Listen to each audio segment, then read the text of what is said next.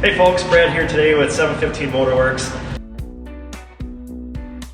What I'm working on today here in the shop is installing this front grille for the Troy Indy Special. So what we've done before in the past, as far as this grille goes, is we made a jig using a table saw and bandsaw to cut out all these pieces.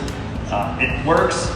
It's not exactly the most accurate compared to what we're doing now when we switch gears, and this is all cut out using a CNC machine now, and it makes the installation really nice because the joints, these half-lap joints, are perfect. Everything slides together, and it just really speeds up the process from here on out.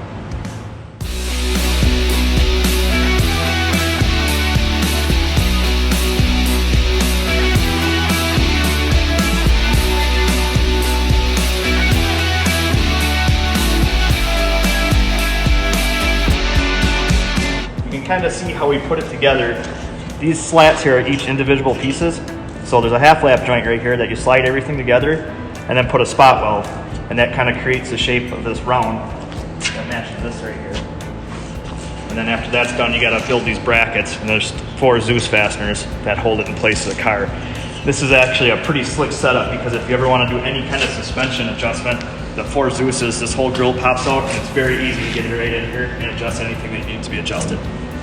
And then we leave this in raw aluminum right now, and you can choose your color as far as what you want down the road to match either your paint color or keep it polished aluminum. It's up to you.